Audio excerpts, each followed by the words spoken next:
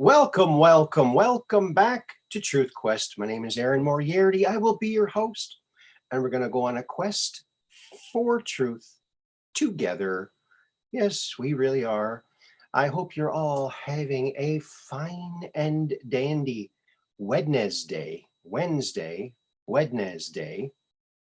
If you pronounce it like it's spelled, that's what it is.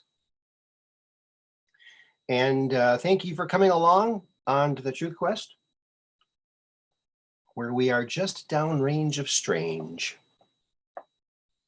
where the outrageous is contagious, and the paranormal is the new normal. The Truth Quest. Oh yeah, oh yeah. That's the way we do it. We're zooming around the galaxy, questing for the truth, aren't we? We are live. I am sharing this out. If you have a way to share it, feel free to share it out because you are my advertising agency. Thank you very much. I appreciate it. Excuse me. Bless me. Bless me. Alrighty then. Operation Shutdown. Yes, the outrageous is so contagious. That's right, Operation Shutdown. Hello, Catherine Weiss and Mud Rabbit. Hello there. And Mud Rabbit, I'm so sorry I missed the show on Pen Up Perspective. I was going to watch it and be in the chat, and it was Tuesday. What's happening on Tuesday? And it totally slipped my mind until after I saw the notification, it was already done. Great show, though. I loved watching it. I think you're great in it, Mud Rabbit. So there you go. We have some big news, folks. Big news. Big, super big news. And that is the Truth Quest here. Hello, Mad Pogue. At the Truth Quest here, what was I going to say? See, I'm multitasking. I can't do two things at once. Or three, forget it, you know? Anyway, let me get back to the chat. I think it had something to do with the chat. Chat Master Pros. They're our most unbelievable chat. The awesome chat people.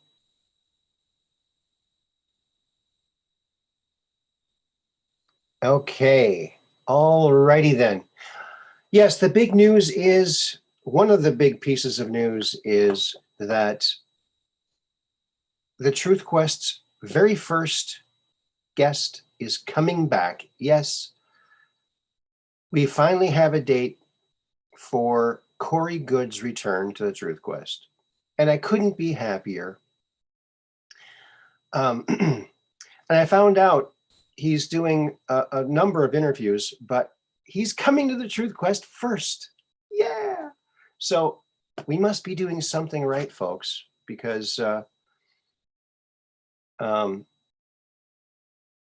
just doesn't happen for no reason. So I think he really likes the program here, and I can't wait to have him on. If you can think of any questions, email them to me, hotgamesandpuzzlesllc@gmail.com. I'll try to get as many questions as I can to Corey Good. And so that was a nice surprise the other day to hear that. So on the 9th, he's coming back at 8 o'clock Central Time, 7 Mountain PM. So be there or be square, be here or be weird, or you can be weird and be here. That's totally acceptable. We prefer weird, actually, don't we? Weird is just an amalgamation of all the normal, right? It just comes up, bubbles up differently for everybody. Don't you think? I think I do think. All righty then. I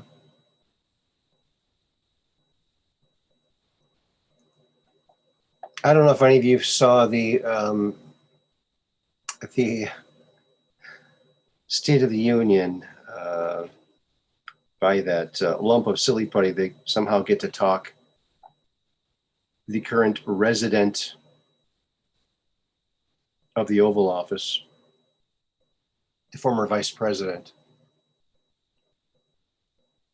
Joseph Brandon, like BCP calls him. But here is some wise words from a former president that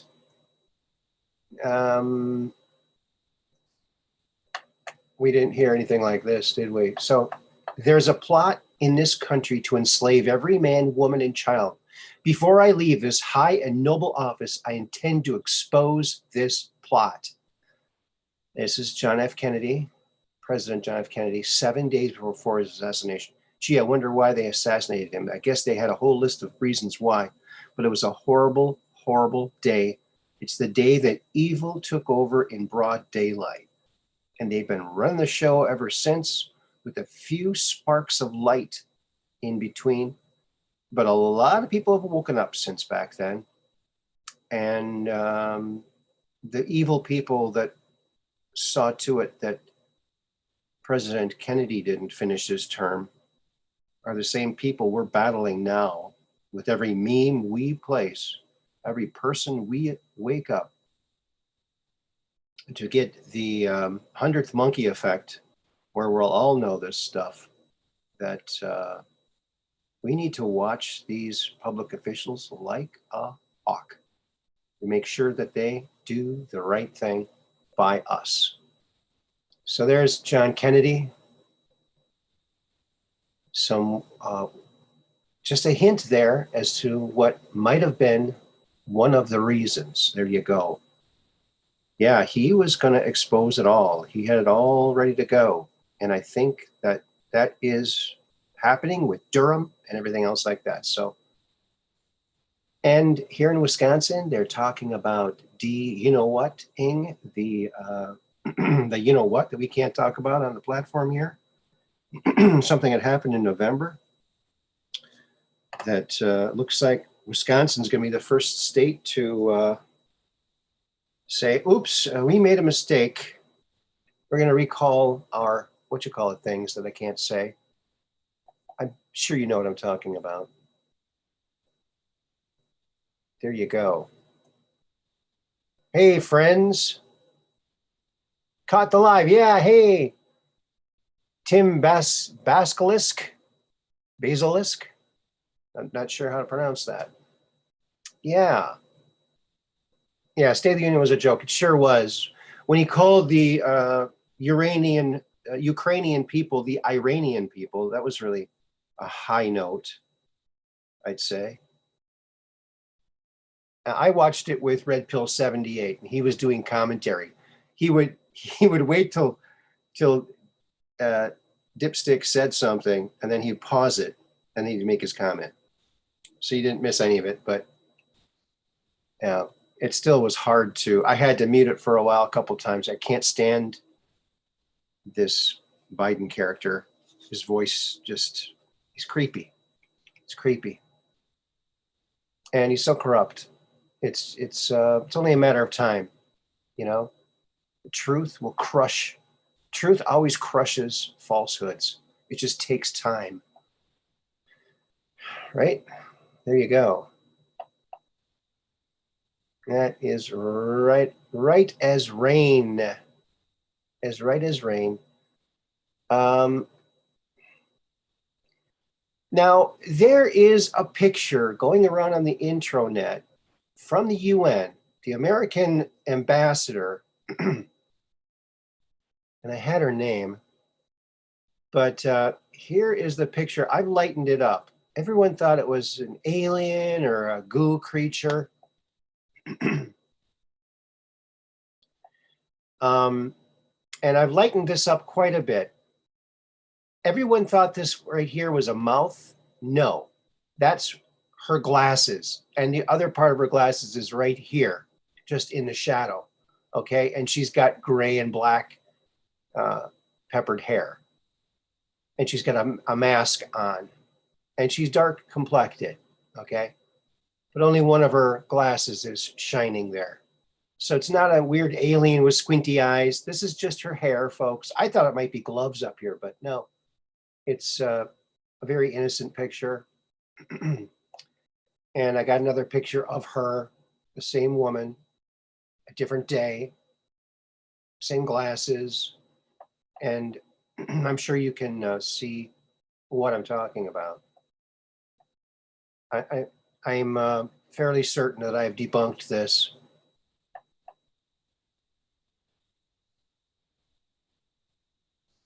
There, see? Now imagine one of these blocked, and then, a darker image of her hair makes it look like that. So there, I think we can put that one to bed.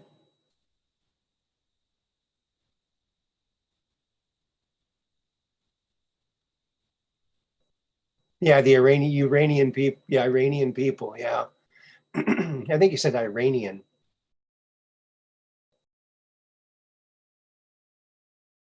Yeah, Nancy rubbing her claws together. I wonder what news she got lately that made her so giddy. Yeah. Well, they think that they're accomplishing something, but they're not. They're really not. I found it funny that Biden was saying all of the talking points of a Trump speech. It's like, what? He ripped him off. He plagiarized Trump. Sorry, my eyes can't see in the way Truth Question Moriarty is describing it. I just can't unsee the alien Vader face. Oh, really? Okay. Well, you see how her glasses here are, they're illuminated, okay? Well, she's holding up this arm here, and it's casting a shadow over this part of her face and leaving this to look like a mouth open. Yeah, I'm convinced. I'm totally convinced. But yeah, well, everyone has their own opinion. That's what makes the world interesting. If we all agreed on everything, it would be boring as heck, wouldn't it? So I got to try to find a higher resolution of the original picture so I can lighten it up, which I tried to do on the previous picture. But there was some face tones, so you could tell that her face tones were there in her forehead area, but not down here because she has a black mask on. I'm postulating. So there. Anyway, I thought I did a pretty good job of debunking that one. I searched and searched. I tried to find a picture that was really, really close. This is the best I could find. And she's the ambassador to the UN, a current ambassador. I can't remember her name. I had it written down, but I don't know. The intranet keeps all that information for me. There you go. So that was a little mystery that was out there. We have to take a look at. Oh, here's a good one. Here is a really good one.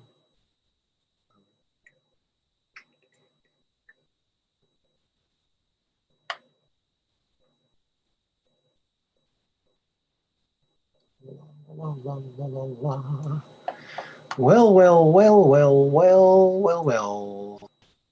Did it come up yet?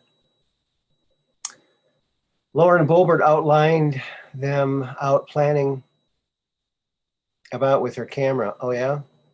I have no idea why Putin feels emboldened to invade Ukraine right now. Yeah, he's got all of his woke jewelry on.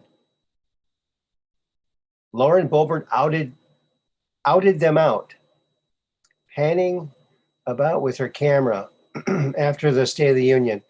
No social distancing, no masks. Yeah, right? Right, Mud Rabbit. But that might be because they found out about the Invisimask. That could be. Hello, Terry Hopper.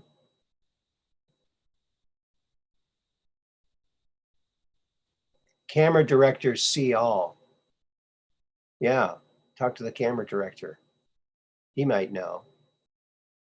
So there's Millie Vanilli. There he is. What an idiot. This guy's he's the guy that when Trump was president, he said, oh yeah, when we leave Afghanistan, we can just leave all the equipment. Trump's like, what? And Millie says, oh yeah, it'd be cheaper to leave it there than move it. He goes, what are you talking about? Just to bring some pilots in and fly these helicopters? What are you talking about? Yeah. What it turns out was it was a clever way to arm the Taliban and give a nice little present to China, because China owns Sleepy Joe, Creepy Joe. I think Trump used sleepy because it rhymes with creepy. That's my opinion.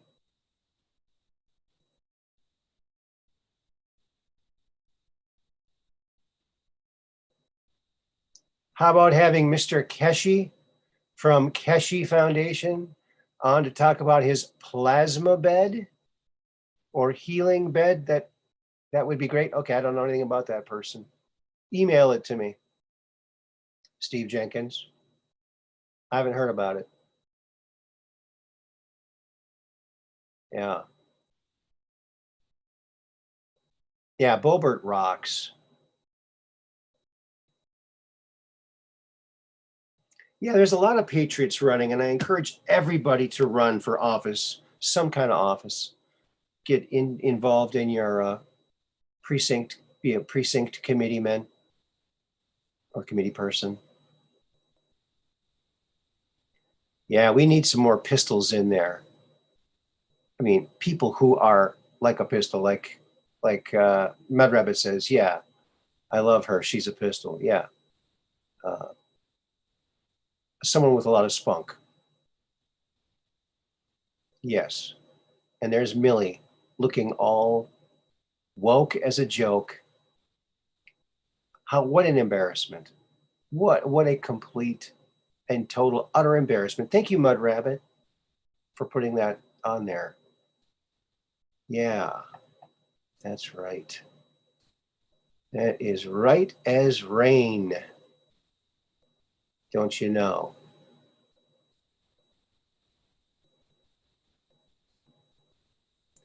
Yes. Yeah, no one's going to take this military seriously. I mean, when Trump was in there, it was like everyone's like, whoa, this guy's like, he's doing things, he's making things happen. And we don't know if he's crazy or not. So the world didn't do anything rash because they were not sure what Trump would do. So there you go. Yep. I still think Trump's going to come back, be reinstated 2 years and a day or more, a little more after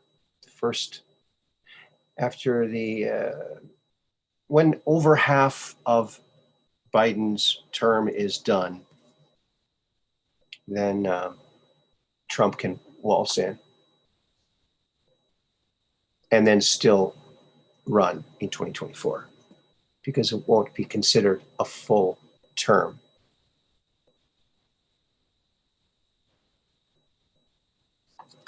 It just will not be considered a full term. The other big news, friends, that I want to tell you, and I want to thank somebody out there, and I hope that somebody is out in the audience or maybe catching it on the replay. I want to thank Q Trendsetter for not only that large donation he gave the other day, he gave another one to help me get new equipment. So I am feeling so grateful right now. And I need to talk to somebody about the type of things I need to get. So I'm very humbled, very, very grateful. You people are amazing. I just feel so blessed. And so thank you, Q Trendsetter. Thank you very, very, very much. You don't know what this means. This means the world. So, so look for more better things coming in the future, in the near future, when we get our new equipment. Okay? And it'll be like a whole new show. And we're up to 2,399 subscribers. So share this out to your friends and encourage them to subscribe. It doesn't cost anything. And then we can get that number up. And yeah, the more people we can talk to, the better. Wake people up, hear people's stories. Everybody's got a story. Everybody. And speaking of everybody having a story, I am going to put the call-in information up. Okay.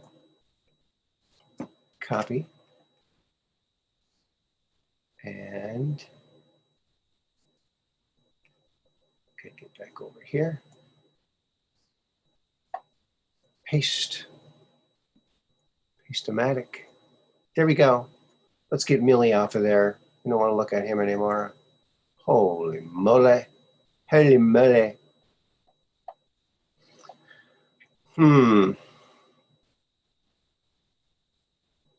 Yeah, thank you so much, Q Trendsetter. You rock. Yeah, hit that like button. That's right, Mud Rabbit. Thank you very much.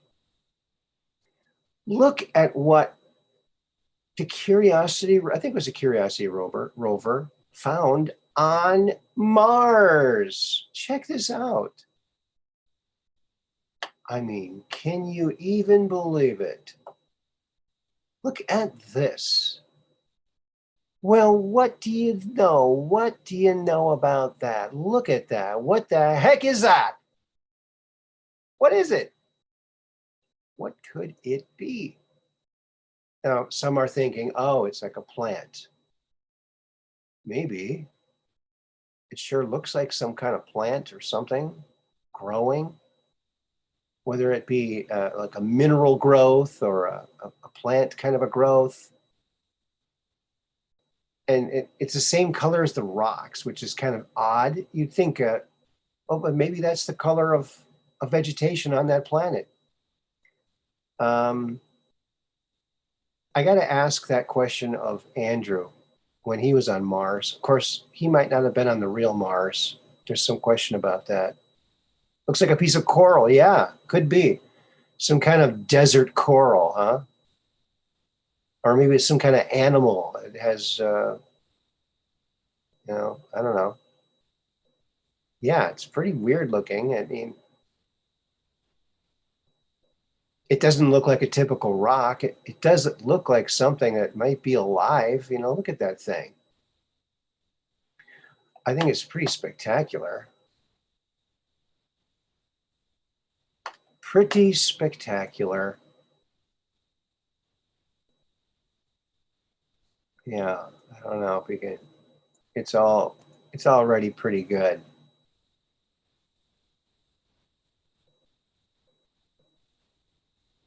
But it looks like one piece, and it does look like a plant to me. It looks kind of like a plant. I don't know.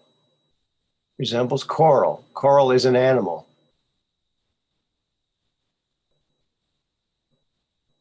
Old life form covered by sand. Yeah, it could be like a fossilized plant too, right? Now, people who claim they've been on Mars say there are like little scrub bushes and like, very sparse vegetation. It's not very, could be a form of cactus. Hey, that's a good one, Just Josh. Mutant Cheetos. There you go, Mad Pogue. I didn't think of that either. Coral is a colony of animals, and they live behind the exoskeleton. Could be a sponge too. Yeah. That could be a fossilized sponge. Maybe it was formerly in the bottom of the ocean or something, or a lake. Or maybe it's just a rock that's been wind blown and sand, because the sand is blowing up there. It's like sandblasting. Have you ever sandblasted anything? So if you got the wind going and the sand coming, it can carve out some pretty interesting things. But that looks a little unlikely to be what that is. But yeah, I love some of the guesses that you guys are coming up with. Yeah, very cool. Very cool. Yes. Okay, I got to get my participants box. So feel free to call in if you've seen something, if you heard something, saw something, if you know someone who saw something. Hey, Dark Brain, call the ship. Yeah. Call us because we're just downrange of strange. Where the outrageous is contagious. And the paranormal is the new normal, of course. It is. Yes. And I'm so glad to be here with my friends.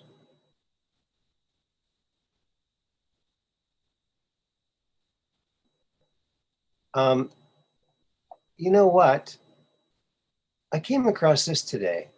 I was looking through some of my memes.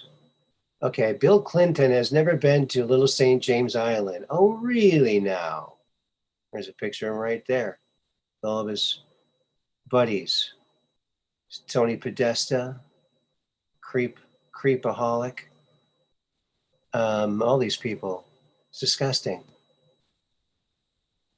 When you found out, when you find out that the Disney cruise had a special connection to Epstein's Island, and they bring their tour ship over there to swim. Oh, lovely. Gee, I wonder if they could be implicated too. Do you think? Howdy, partner. Do you think? Gee, there's a lot of reason to keep that all under the carpet, isn't there? For all these big corporations that supposedly have the best interest of kids in mind. That just really disgusts me, because kids need to be respected. Adults shouldn't be doing anything with kids except helping them to live a normal, happy life with nothing weird happening to them. So there you go. Yeah, that was cool to see you yesterday on Pena, Mud Rabbit. You were great on there. And I noticed that Carrie popped in too. That was nice with Todd and Carrie. Great people. And I can't wait till the next Wednesday, folks. That's going to be the interview with Corey Good. And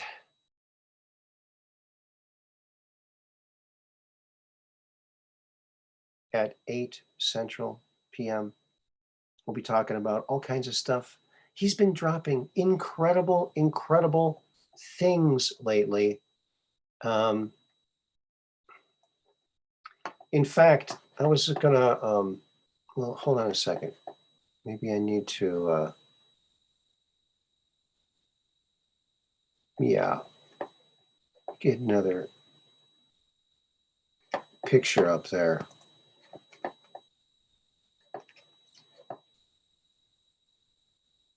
Screen share time. Okay.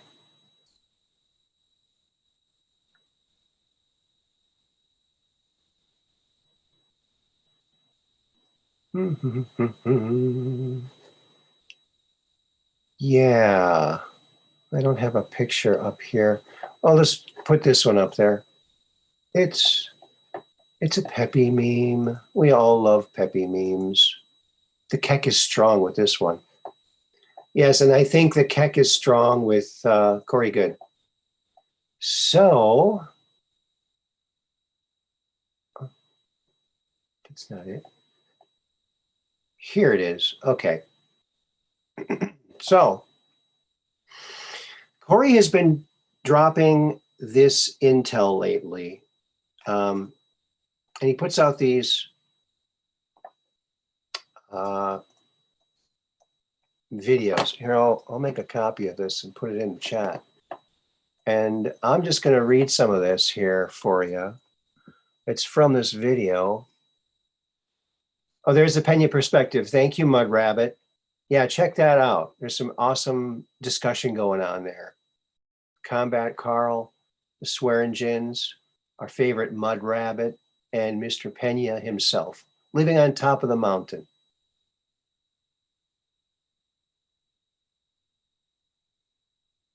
$8 p.m.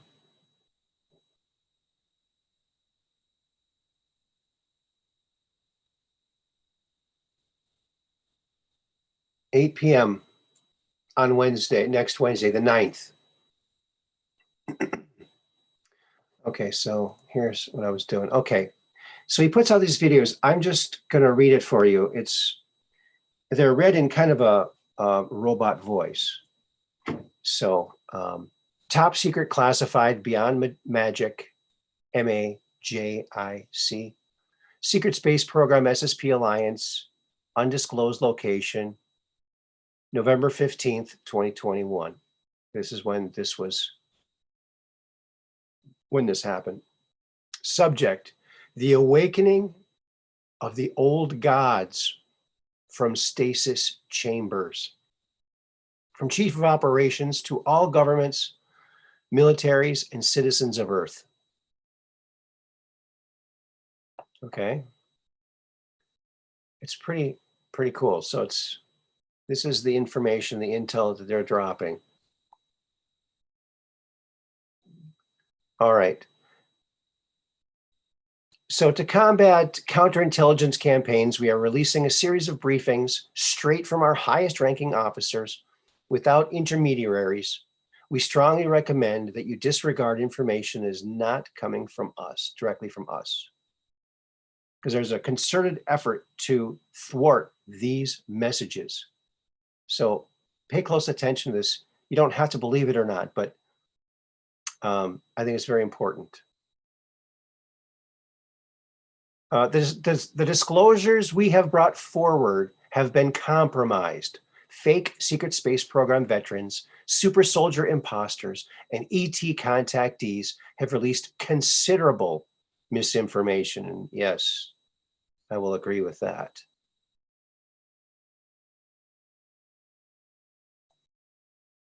Yes.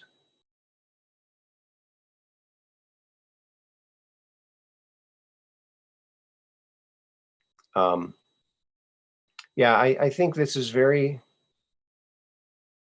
very interesting, interdasting information that, I'm going to ask Corey about some of this stuff because there's so much of it. Okay. And the reason that they're giving these false narratives is to keep humanity from fighting for freedom with a false sense of security. They are peddling the narrative that the Mars colonies, moon, and Antarctic bases have been liberated from the gray alien and reptilian forces. Okay, this is misinformation. They have not been, we've not been liberated. They're trying to keep us from fighting for our liberation, okay? So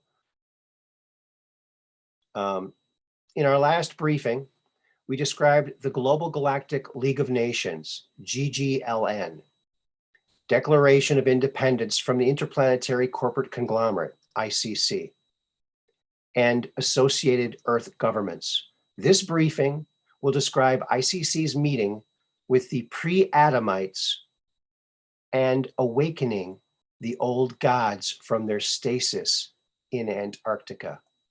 This is revelatory. Revelatory. And I really like these updates because they don't go into super detail. They just give you basic facts. Okay. All right. In early November of 2021, the Mayans held a meeting on board their vessel equipped to breach highly secure facilities and cities of the Orion Group. The meeting participants included the Anshar delegation, SSP Alliance Council members present in prior reconnaissance missions, Gonzalez, 4 Mayans, the Zulu elder Emmy, and Corey Good. So here it is. So their vessel equipped to breach highly secure facilities in the cities of the Orion Group. Wow. Okay, so they're going incognito to see what's going on. And Corey got to see all this, and this is what he's reporting.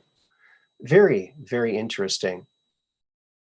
The Zulu elder Emmy is an awesome character. Okay, the Mayans, and he's talking about the Mayans. These are actually the Mayan people from ancient times. They had left, but now they're back. All their ships look like they're made out of stone. Okay, they're very intelligent, and they're very good at helping people with memory suppression. Like if something traumatic happened to you, they can help you with that. They're very, very skilled in that area. Okay, the Mayans had the ICC under constant surveillance since Emmy's appearance at the secret ICC meeting weeks prior at the Lunar Operations Command, LOC. After Emmy and the new Guardians delivered their message to the ICC met with the Orion Group and rogue members of the Super Federation. Okay. Yeah. Very interesting. Indeed. Very, very interesting. What do you folks think about this? Okay. They decided to expedite implanting humans on Earth with their technology to convert them to a new one world transhumanist religion. The ICC leadership and the intuitive empaths that attended the meeting felt fear and insecurity within the attendees, prompting the ICC Super Board to take a drastic course of action. Okay.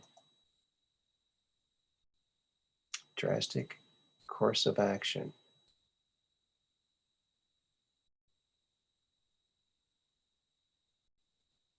All right. The Mayans observed a large ICC delegation traveling from the moon to Antarctica, where excavations decades prior revealed an ancient city with the remains of 3 large motherships. These ships belonged to a group of pre-Adamites who created a large civilization on Earth that lasted over 50,000 years before the appearance of modern humans.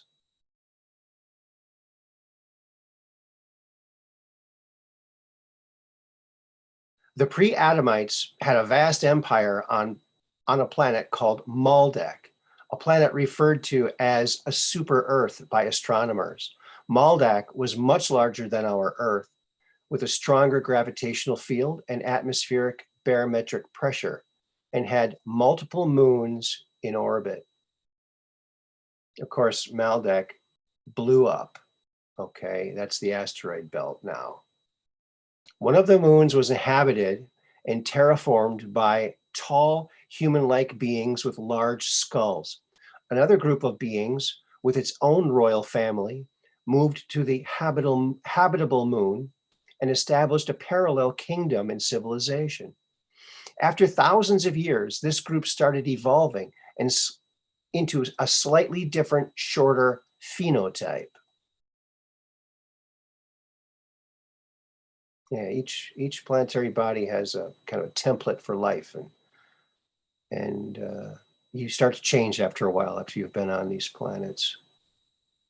These two warlike civilizations had a dispute over resources with other civilizations in our local stellar neighborhood. Subsequently, they decided to hijack an ancient defense grid that surrounded the protected our local stellar cluster. The ancient builder race built this defense grid at least 2 billion years prior. Think about that. Okay, so they decided to hijack an ancient defense grid that surrounded and protected our local stellar cluster. This was a big mistake, obviously. And take a look at the asteroid belt. I'd say it's a pretty big mistake. Okay, we'll read a little bit more of this. We know very little about the ancient builder race, whose ruins have been discovered in many star systems, including ours. With a defense grid to protect the developing civilization from outside interference, the ancient builder race created the defense grid with millions of hollowed out moons and minor planets. Offensive and defensive technologies were placed within moon-sized ships and strategically placed around the local stellar neighborhood. Interesting. You can't make this stuff up, folks. Or maybe you can. I don't know. It all sounds pretty believable to me.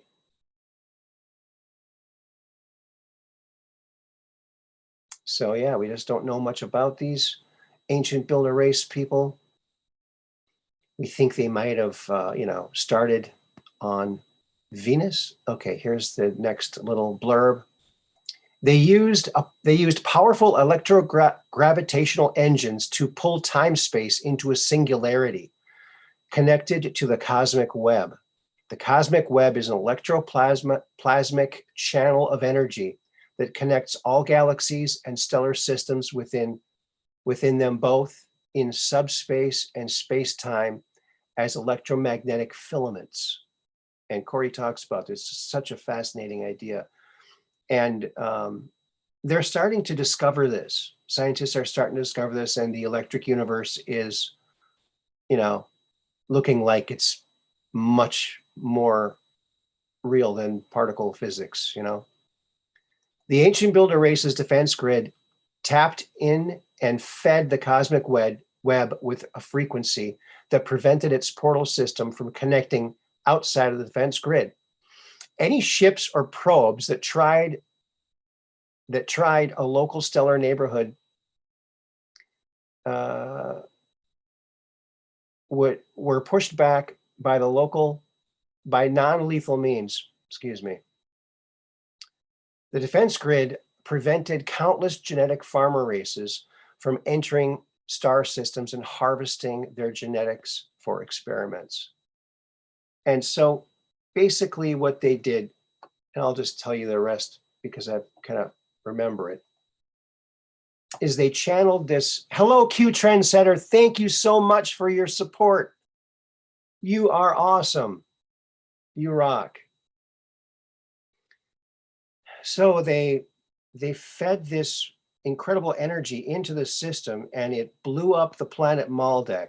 It blew the moon, which was habitable at the time, into a different orbit and became what we know as Mars right now. That's why Mars has a big scar on the side of it.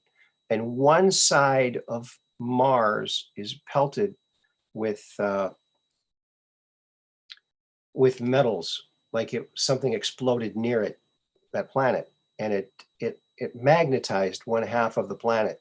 So It causes lots of problems with its moons. There's lightning bolts going from the moon to the planet near the equator. That's why they had to not put the bases by the equator. They thought that would be the place to put them because it's the warmest, but no, it turns out to be the worst place to put that kind of stuff. Yeah, thank you, Q Trend Setter. I almost said sweater. Q Trend Sweater. Hey, that might be a good one too. Q Trendsetter. Yes, the Keck is strong with this one. Definitely. I should say so. So I'm all just tickled pink that Corey's coming back. It'll be my second interview with him. And I just have a boatload of questions. Lots and lots of questions. So, yeah, this guy's led an incredible life. I wouldn't want to have experienced what he's experienced. It sounds horrifying, really. But he's a brave man to keep going ahead like this. So he's got my support. And I can't wait to get that comic, that 120-page graphic novel, which is like 3 pounds. It's gigantic. I guess they have the first kind of the test sample, and it's big and heavy.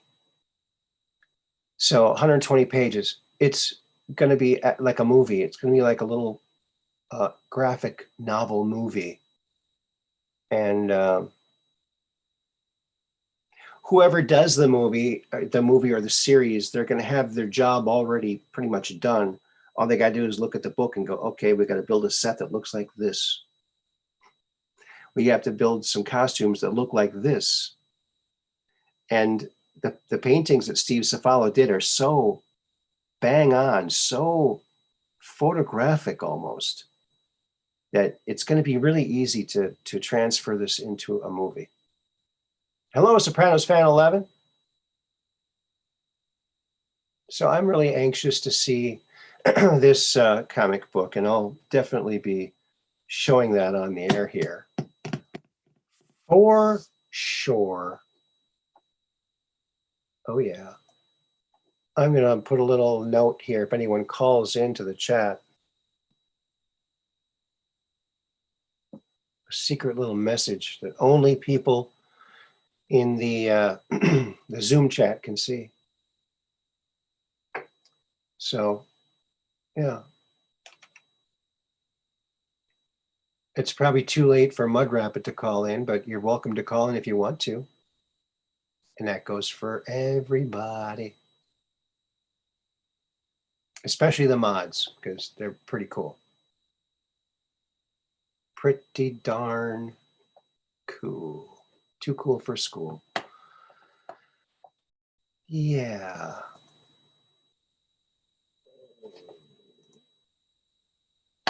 And here is the last page of the Awesome Possum. I think I showed this before, but I think I added something to it. There it is.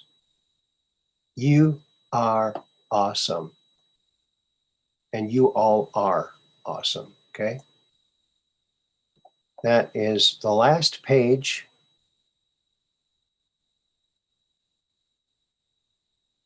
of the book.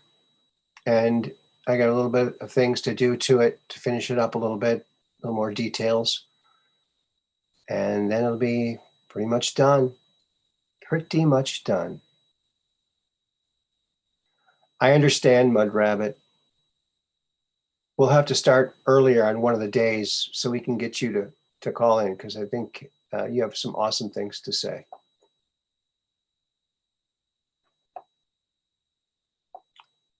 Bum, bum, bum, bum, bum, bum. There you go. You are awesome. I was thinking about making that like something the bird is kind of holding, like a banner.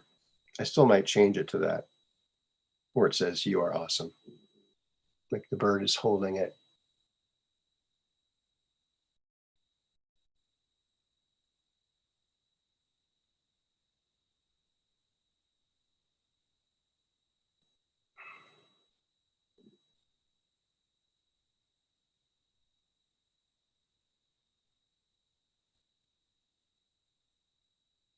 You dropped first for once by 1 second. All right. Oh, let's see. I got someone here. It's Mr. Harris, Caillou Harris. I didn't see him in the chat. So we're letting him in.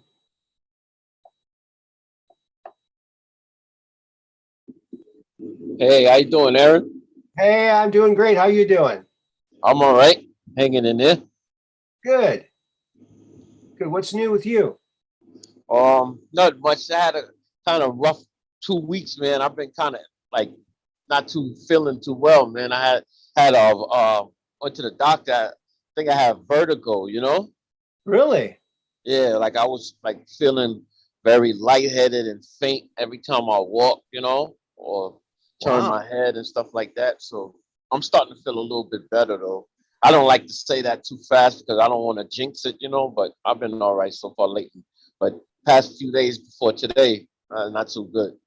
Oh man. Well, I'm sorry. We're sending our prayers out to you. Hopefully you'll she's just kind of dizzy, huh? That's Yeah, it's like, you know, like when I'm laying down or sitting down, I'm all right. But once I stand up and I start walking, mhm. or like turn my head, or like if I'm walking and I suddenly stop, it's like I just feel like it's like somebody shaking your brain, you know?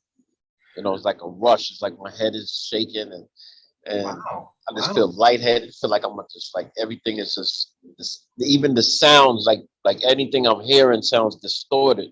And it just sounds, you know, it's just weird. So the doctor, when they examined me, they said that they think it was like it may have been some fluid in the like in the ear canal, like not maybe not water necessarily because I don't think when I take showers no water is getting in my ear, but I don't know where it could come from. They say it could come from a lot of things. Sometimes you know, just pressure on the ear, sometimes the way you sleep, or sometimes, you know, sometimes when you just laying down on one side or whatever.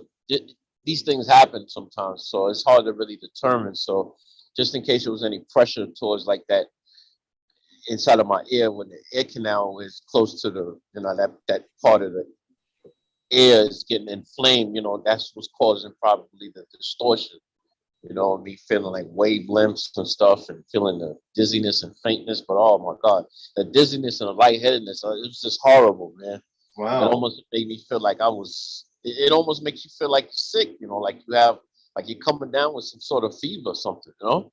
Yeah. Were Like, you eating ew. anything? Maybe you were eating something. Maybe you thought you were eating normal mushrooms, but they were the funky kind. Maybe that's Yeah, what it it could have been, right? And it gave me, it gave me a real illusion, right? maybe. I was eating the mushrooms they used to eat in the 60s. Yeah. Well, maybe it's diet related. If you changed anything in your diet lately, maybe that's what it is.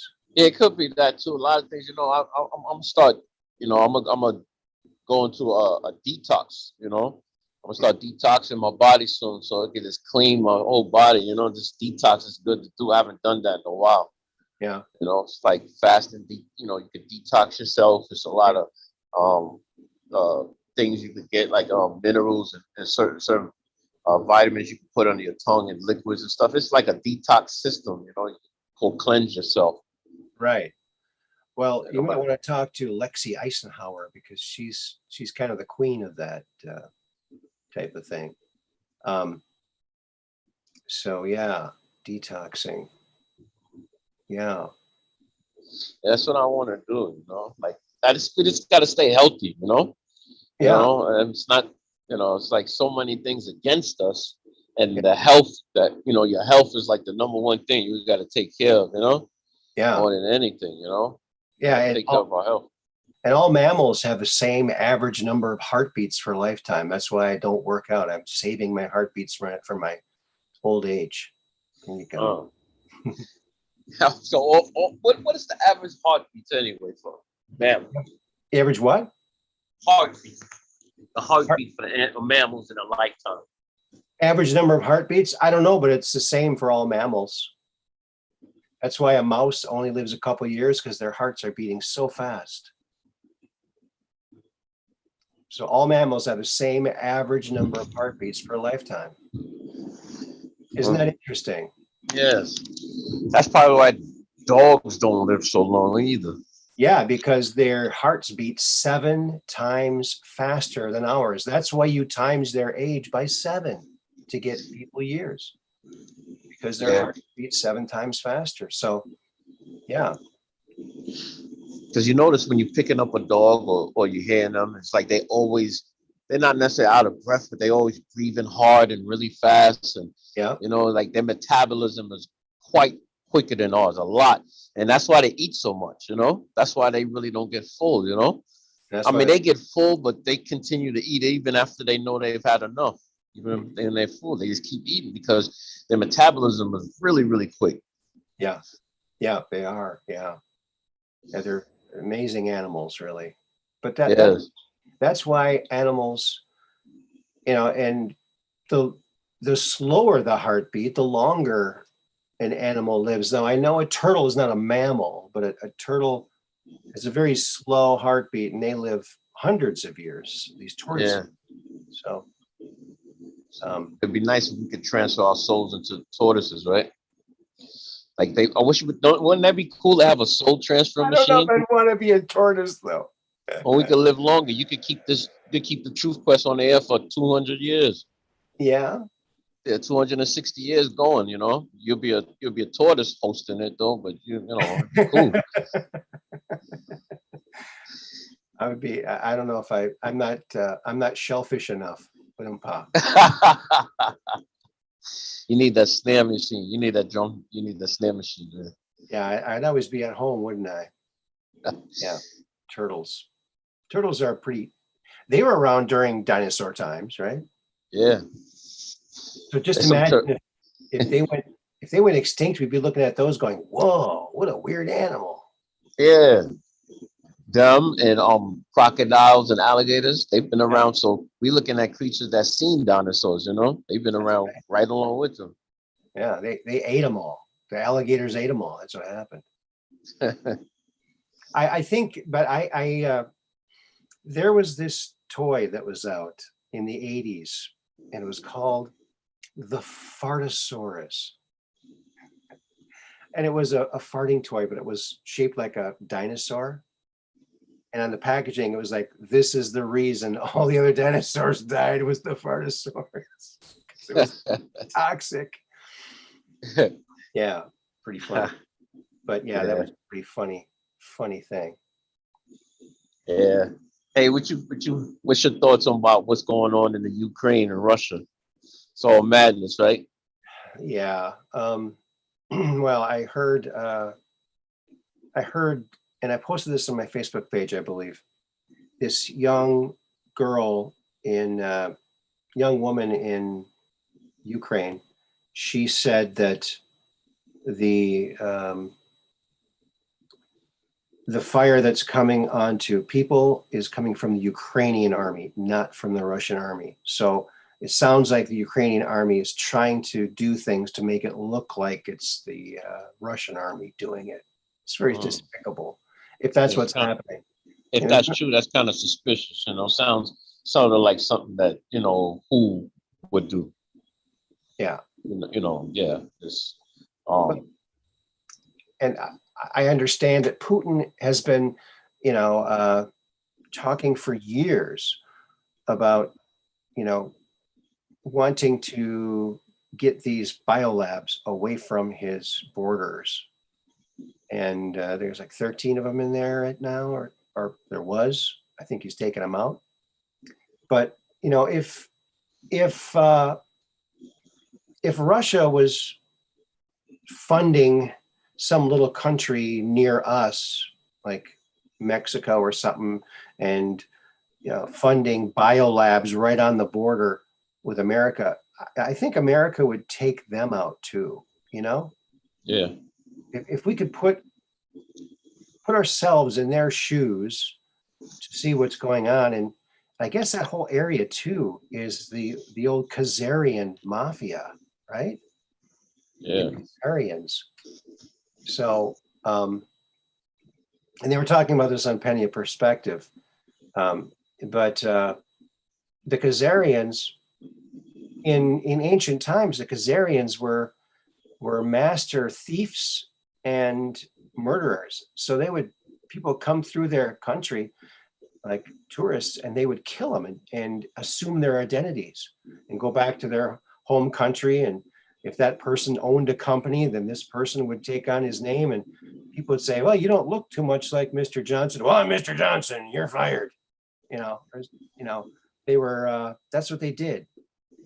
And finally they were rallied. I think, I'm not sure, some major force in the area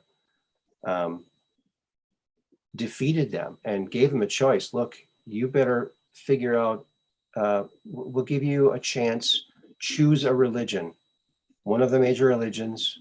And so they chose Judaism, but they're not real Jews. It's just they chose that. They're masquerading as that while they're continuing their crime ways. So it's not necessarily Jewish people, but people masquerading as Jewish people.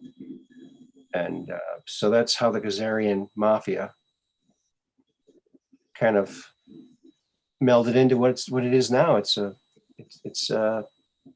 not good. It's not good, but it's not just the Kazarian fake Jews. It's also other people, lots of other people. Hello, Andy Social. Zoso sent you. Yeah. All right. Yeah, the Kazarian Mafia. Interesting, interesting subject. Look it up if you're curious. Have you heard anything about that, Caillou?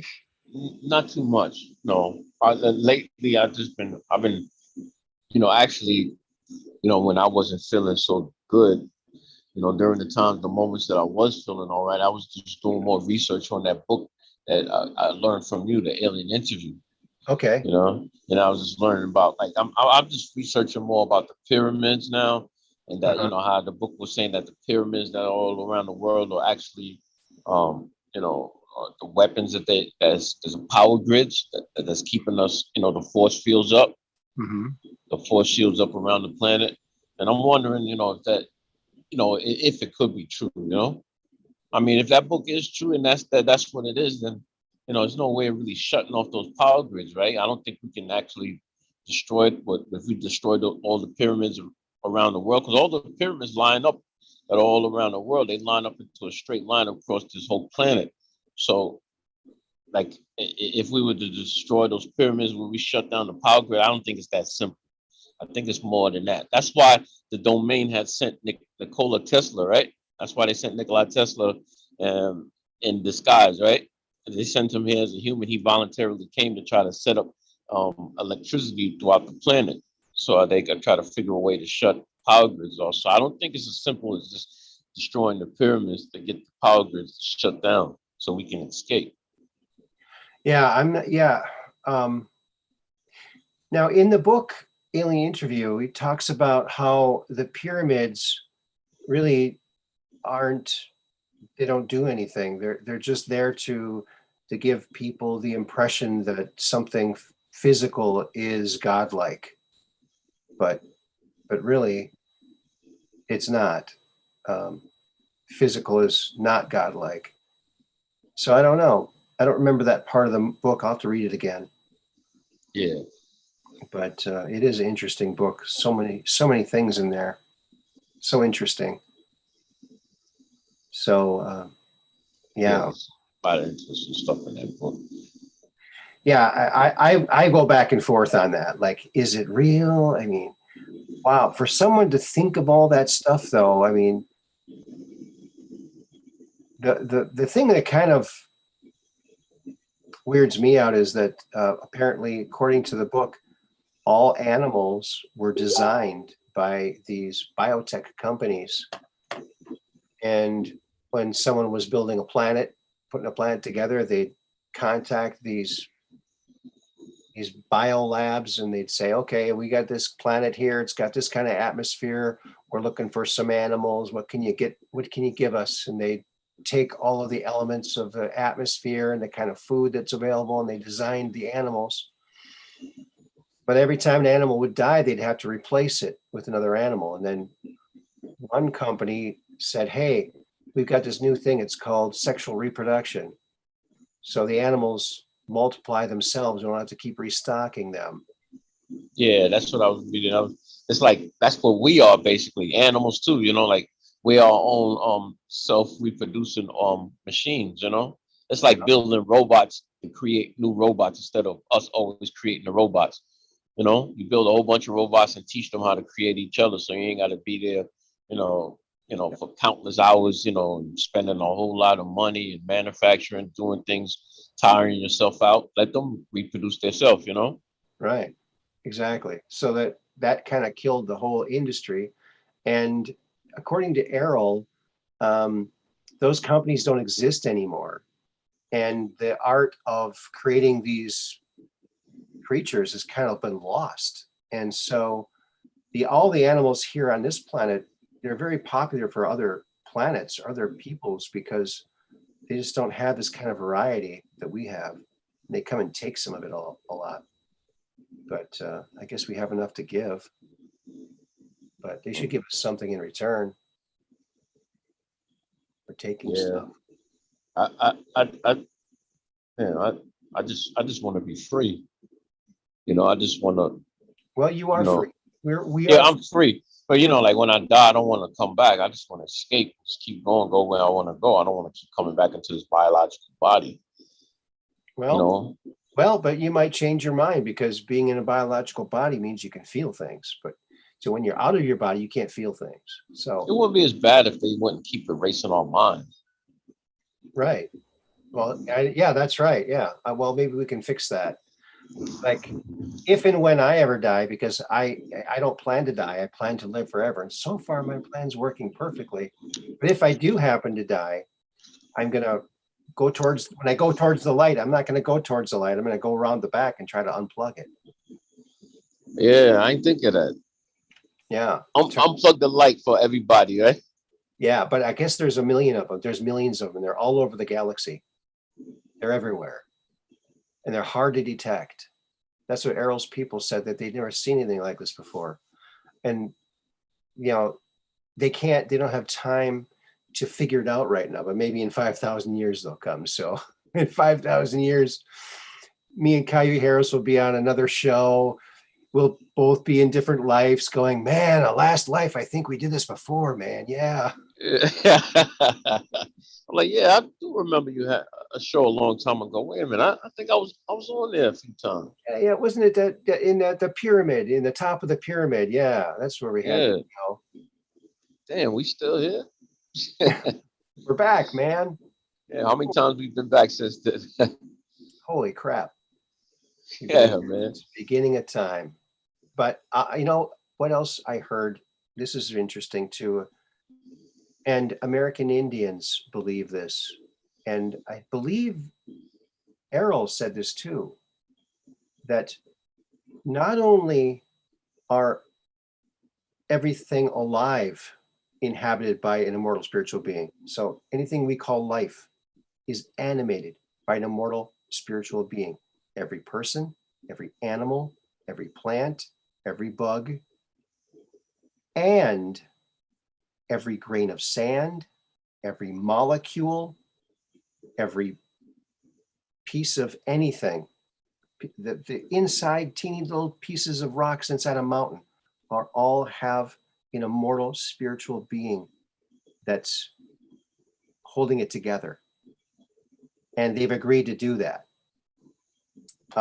So we're lucky that we're not just a little pebble in a mountain, and we're actually able to walk around and be on shows and talk to people and say hi to everybody. So everything, even inanimate objects, have spiritual content in it, right? That's a definite possibility. I mean, it's been postulated by others. Like I said, so American Indian traditions, and also Errol said it. So it's when I hear stuff that goes against what I've heard before, it just kind of goes in this maybe pile. It's like, well, maybe it's interesting. I'll see if there's anything else that lines up with that I come across. Yeah. And but until then, it's interesting to think about. I mean, it's stranger than fiction, that's for sure. It sure is. Yeah. And I wonder what happened to Arrow. Well, what happened was they were gonna try to kill him, and Was he, it it was a female, right? Arrow's yeah, a a girl, right? female energy. They're not male or female, but she said it was a female energy that she felt, a motherly energy. Okay. So the after the interview, 2 week long interview or 3, however long it was, the military people came in and they had something to zap him with, like a cattle prod or something like that. But before they did, he voluntarily left the doll body and went back to his ship. And he explained to Matilda that he doesn't mind leaving the body there because it's made of technologies that we are unaware of and won't be able to access because it's from a different universe. So he left, and they were contacting each other after that too. So, and I think, even if I'm remembering correctly, it's been a long time since I read the book, but Matilda ended up joining them on the ship because she was one of the 3,000 lost people. Oh, she was? Yeah. Wow. That's why she was able to communicate with them, and that's why they showed interest in communicating with her, because they wanted to, convince her that she was who she was. I wonder if they, like, when they crashed there, I wonder if they, like, intentionally located her. Or did they actually know that they was gonna find her? I had a feeling, I wonder. Well, they say that people can incarnate here, and and to be there for whatever happens. So it's a possibility. Yeah, there were You said, 3,000 members that were yeah. killed in that attack. Go ahead.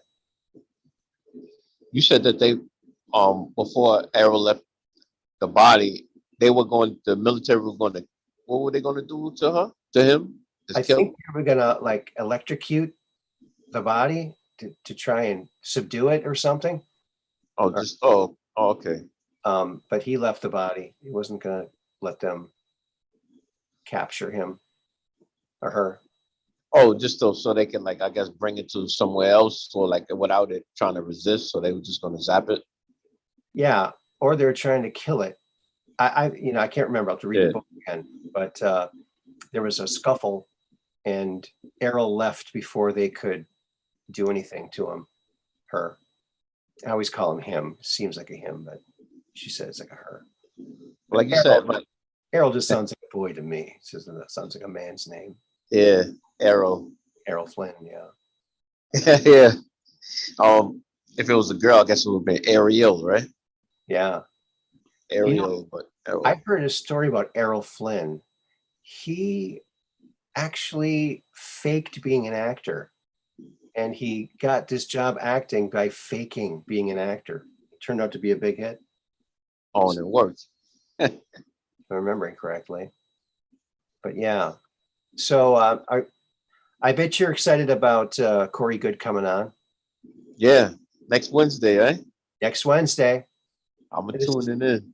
This is the first channel he's coming to. So I'm Wow.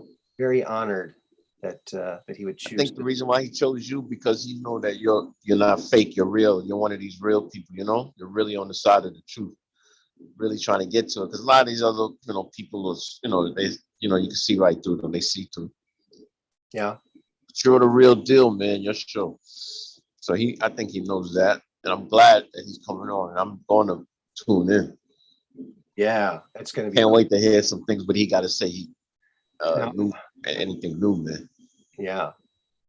I don't know if it'll be a call-in show. I might leave it up to him, but usually when I do interviews, I'm just so like, there's so many questions I have. There's so many things that, and I'm not sure how comfortable he is. I think this will be the first show he's done live too. Okay. You might want to You ever thought about like when you have them on, have like a two-parter, like have one and then have them call back the next week to have a two-parter because there's so much you want to ask.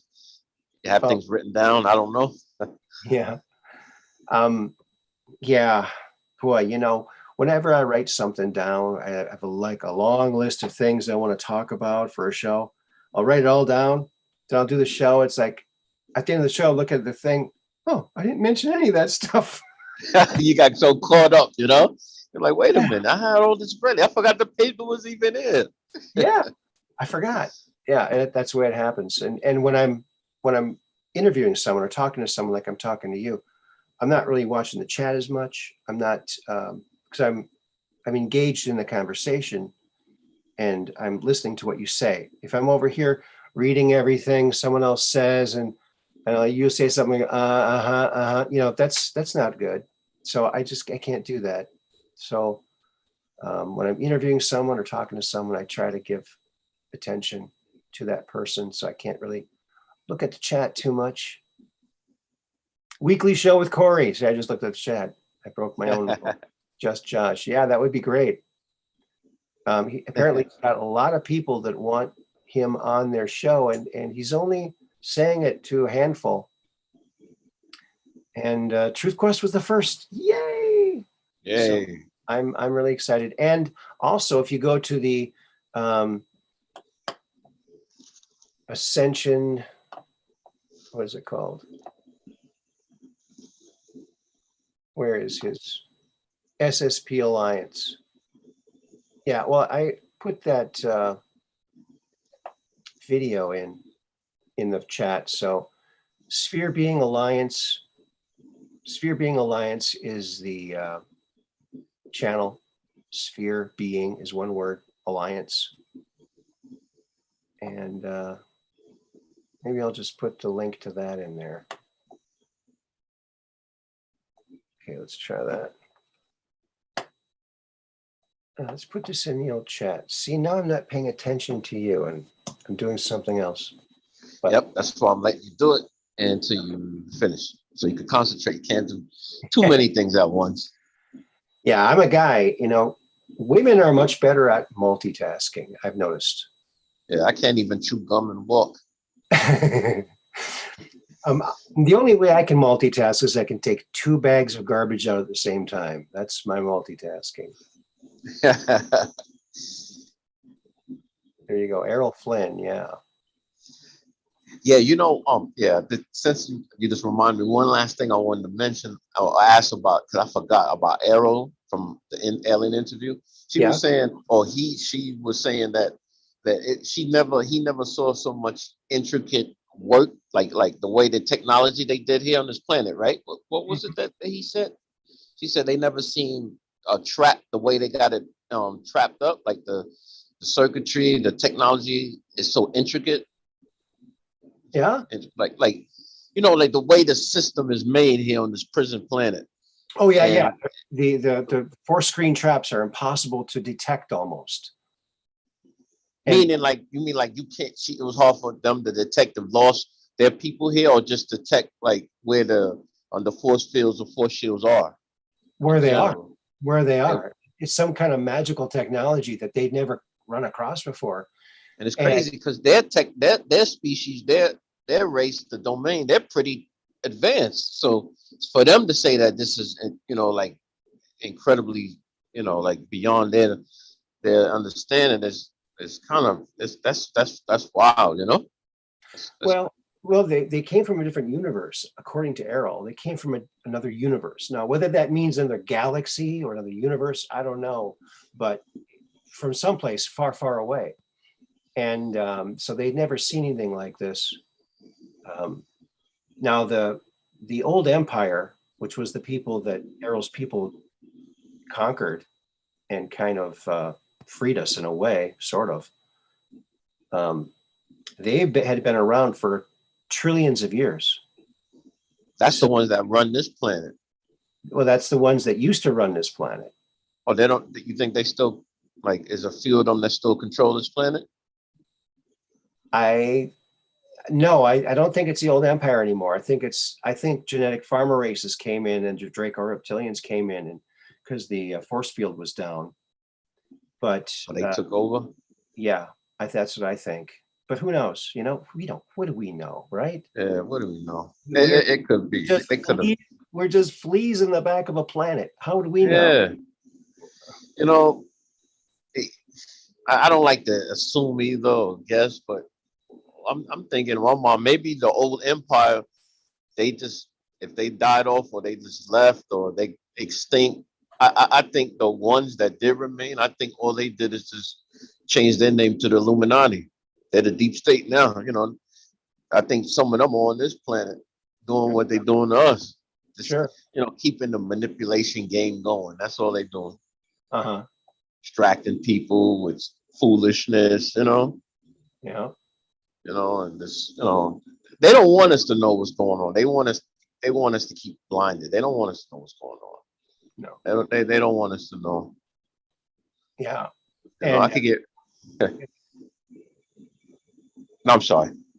That's okay. Go ahead. What are you going to say? No. I wasn't going to say nothing.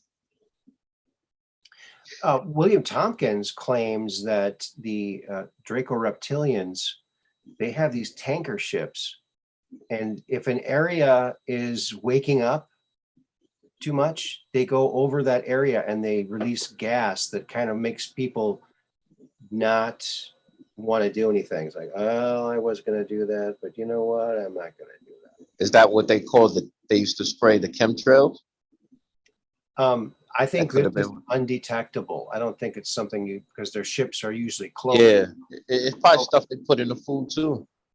Yeah, but I've heard some things, man. I heard aluminum foil. Like there's a guy that I used to watch. He died now. I don't know if you ever heard of him, named Dr. Delbert Blair. He was a metaphysicist to the highest degree. Okay. He died a few years ago. They basically killed him off. They got him sick and they killed him.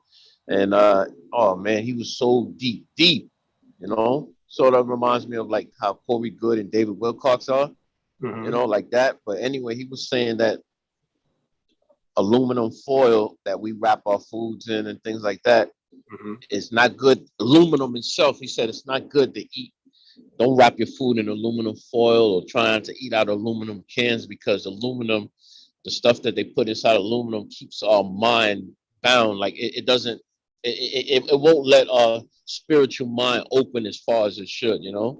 It's designed to keep us like sort of clouded. Like we can awake, like we can, basically try to figure things out and awaken from it, but it makes it harder, It's like it's something that's in the aluminum that they put in aluminum. So try not to wrap your food in aluminum foil or eat anything out of aluminum cans, because it has something where it's hurting our inner mind, like from awakening and realizing everything.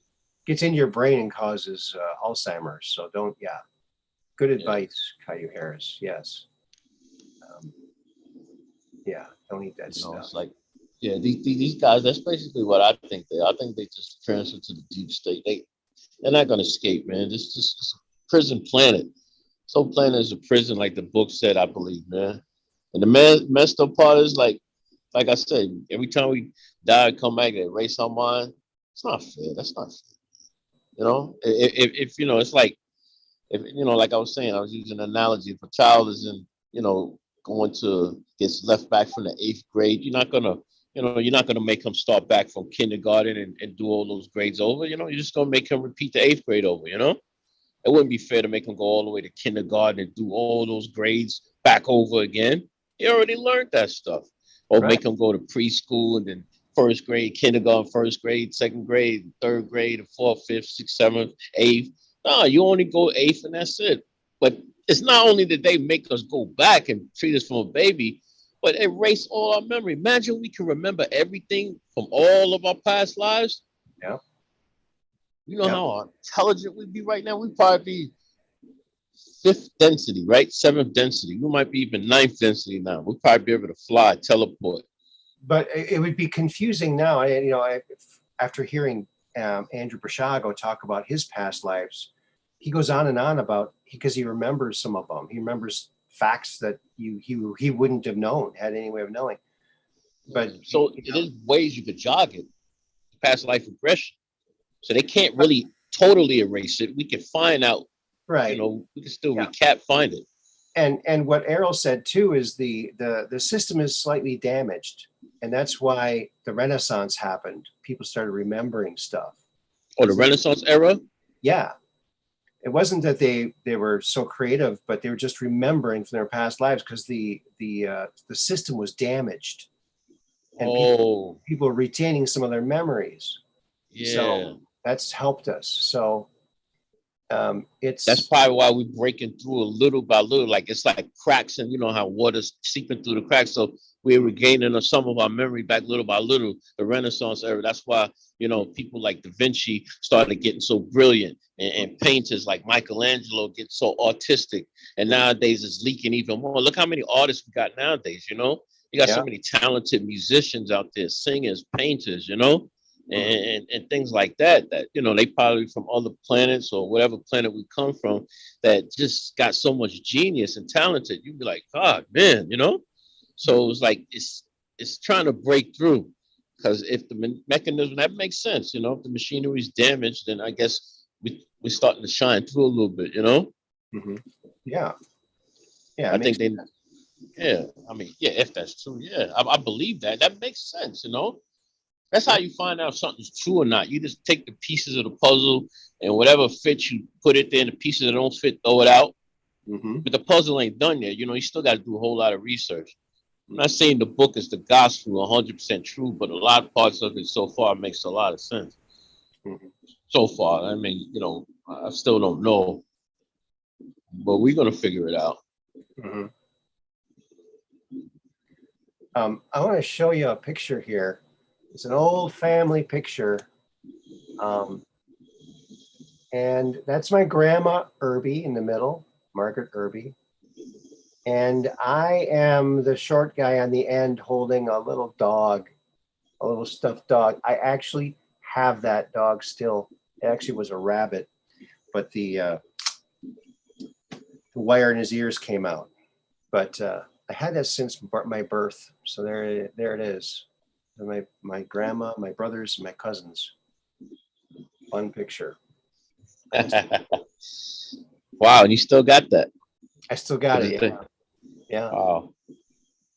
I don't sleep with it anymore. But no more.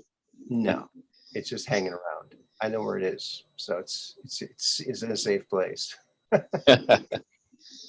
But yeah, no, I think that if we all of a sudden remembered all of our past lives, that would be confusing.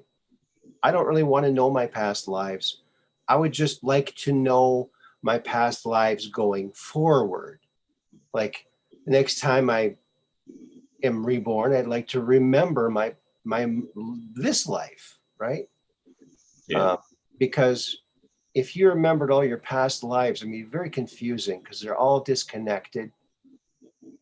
I think, like what you said, if we were like other planets where we don't get erased and we or get reborn and remember our previous life, it's like, okay, it's got to get a little older and I can continue working what I was doing before and have a kid's perspective on it too, all over again. I mean, we would advance so quickly, it wouldn't even be funny. But we wouldn't advance in these weird ways that they're trying to push us now, transhumanist junk. Yeah. Did you hear some of those monkeys that Neuralink, Elon Musk, their brains of these monkeys are turning to mush because the interface between electronics and flesh doesn't work. It'll never work. It's a stupid idea. I just don't think it's going to work. I don't think it's going to work. Yeah, I don't think so. I think it would have to be, instead of something completely different than the human body, it would have to be something kind of like the human body, not like a silicon chip. That's dumb. I think that's dumb. I do remember they found a silicon chip inside the skull of Napoleon. Did you hear about that? No, for real? Yeah. So that's strange. Next life, Mad Pogue says next life, Truth Course of Darren Moriarty will be Johnny Cash impersonator. Oh yeah. I keep a close watch on this heart of mine. Yeah, he's great. I love Johnny Cash. I Walk the Line. I had that 45 when I was a kid, and it's a great, great, great song. I Walk the Line. That's in the next life. Yeah. Apparently, you can go back and forth in time too when you reincarnate. You don't necessarily come in the new time. Like we might reincarnate back in the 40s or the 20s. Yeah, you know, I was thinking that before, you know, till you just now said that. That's good. I'm glad you just brought that up because I was thinking, I was always wondering, like, if, you know, do we always move forward if we incarnate or reincarnate? Can we come, like, I mean, obviously we, you know, you would think, you know, okay, of course we're going to come back. Like if I died now, you know, this decade or something, you know, I'm gonna come back the next decade and move forward. But can I die and come back in 1930s, you know, or the 1950s, you know? So if I could, that means like the same thing I always thought, that the past and the present and the future are all going on at the same time. Yeah, they are. It's going on. It never dies. It's like a movie that's always playing. Yeah. You know, it's like going to a movie theater that's playing, you know, Casablanca, playing Star Wars, and playing whatever's out right now at the same time in different theaters, you know? Yeah. So you're watching a movie from the 50s and you're watching a movie from the, you know, 70s, and then you're watching a movie that was just made this year, you know? All in one theater. And then they got other theaters down there with different years from different decades from movies and stuff. So you can go in any one you want. They're all playing at the same time, you know? Yeah. Here's another interesting thing that Errol throws in the mix.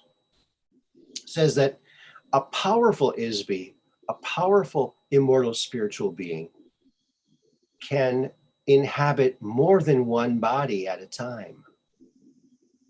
Think about that. A powerful Isby can inhabit more than one biological body at the same time. I think, if I'm remembering correctly, Errol does say that in the book. If it's true, that powerful Isbys can do that. If they're powerful enough, they can have enough consciousness to do that. Yeah, so that means you could be two people at one time. So you could split your spirit, or I don't understand how that would work. I don't. That must be a fragmented spirit or something. Yeah, it would have to be some way. And if that's true, she or he said more than one, so that means it's not necessarily two. It could be 3 or 4 or 5. Yeah. Well, when I was out of my body, I was a round ball like that. Or so 9 different people at once. Oh, use like an orb. Yeah. So maybe it can split into 2, and one can go into one body and one can go into the other. I don't know. But wow. Yeah, I was a clear ball of nothing, about 8, 10 inches in diameter, 8 to 10, 12 inches or so, about this big. I could see in all directions. I knew everything. I remembered everything. And then there was a stream of knowledge above, so I could just pluck anything out of it. And it was still like the freakiest thing that ever happened to me. You know, freakier than seeing a UFO, for sure. Wow, yeah. Leaving your body, I mean, seeing your body below you and going, wow, this is cool, man. I'm flying. I'm flying, man. I can go to the moon. I can go to Jupiter. Wait a minute. I've done all those things, and it's really, really boring to know everything, to do everything. So we need to, instead of always yearning to be somewhere else, we need to be really, really happy that we are where we are, and we're not a grasshopper, or we're not a lump of sand, that we're actually living, breathing beings that can do things to make life better for other beings, you know? Yes. We're pretty lucky to be able to be animated in with the world here.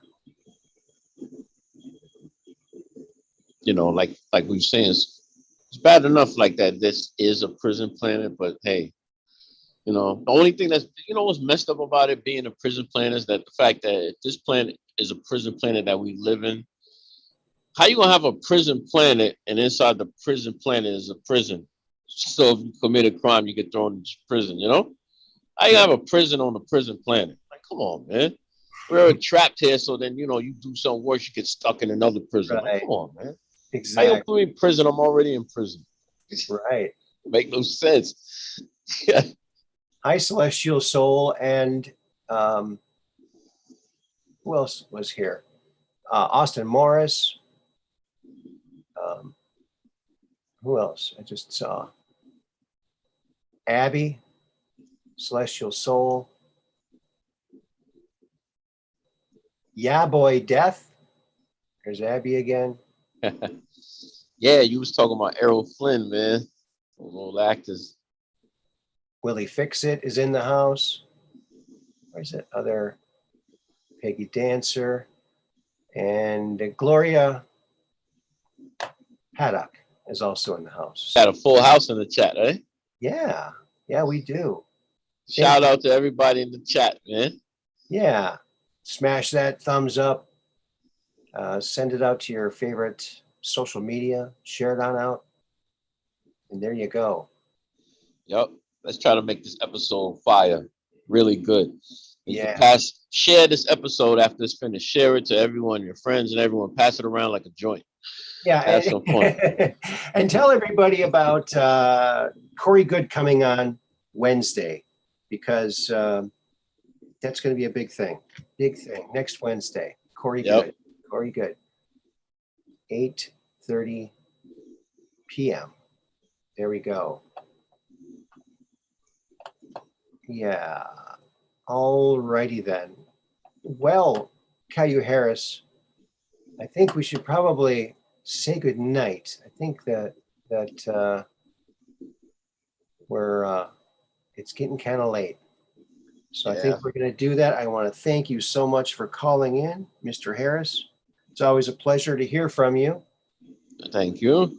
And before I go, I just want to say one last thing. Okay. I am going to continue to read the Alien Interview. And the more I find out, you know, we can put our minds together and figure this puzzle out. Because it's really, really interesting.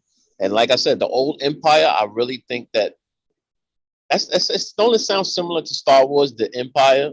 Like the Empire Strikes Back, the Galactic Federation, the fleet. I think when George Lucas made that movie, that's what it was about.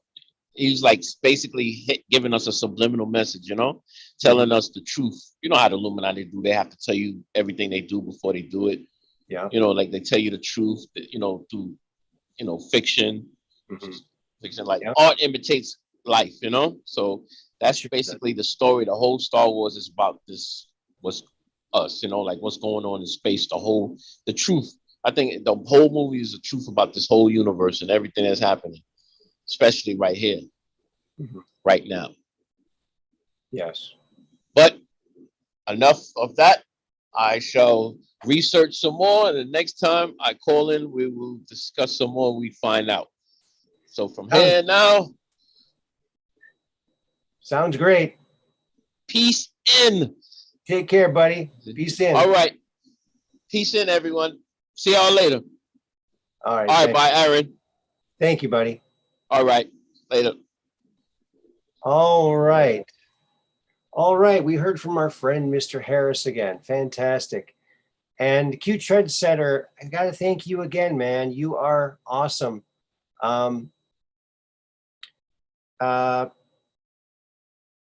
Yeah. Get a hold of me. Get a hold of me somehow. Email me. And let's talk. Okay? All right. I want to thank everybody. Do we get to ask Corey questions? Well, I'm not sure. Like I was saying to Mr. Harris, when I'm doing an interview, I'm really focused on the interview, and I'm not really good at,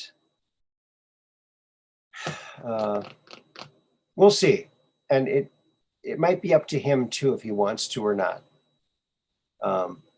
But for right now, I'm not anticipating taking any calls. However, if you email me with your questions, I will make a list and try to hit as many of those as I can. All right. Yeah. Thanks, Q Trendsetter. Yeah, it's Hot Games and Puzzles LLC at gmail.com. Thank you, Mud Rabbits, right there. Yeah. I'd like to talk to you and thank you in person. Thank you so much. And remember, friends, we're just downrange of strange, where the outrageous is contagious. And the paranormal is the new normal. Yes. That's how you know you're at the Truth Quest. And remember, Friday night, we'll be here. Might be a little later on Friday night.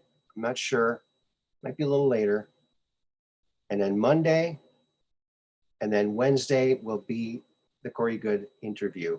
So wake the neighbors and gather the family together, and we'll have a good time hearing information, cutting information from this person who's had an amazing life, really. It's unbelievable what's happened. And hopefully we'll hear a lot about that next Wednesday. Until Friday, I want you all to have a great time, a great night tonight and tomorrow night. And keep that camera and that phone trained to the sky so you can take a picture of that UFO so you can come on the Truth Quest and talk about it. Until then, peace. Wait a minute. I also forgot to thank Peggy Dancer for the super chat on that last show when we had a little bit of difficulties at the end. So thank you very much for that super chat. Very much appreciated. Thank you so very much. Until then, peace in.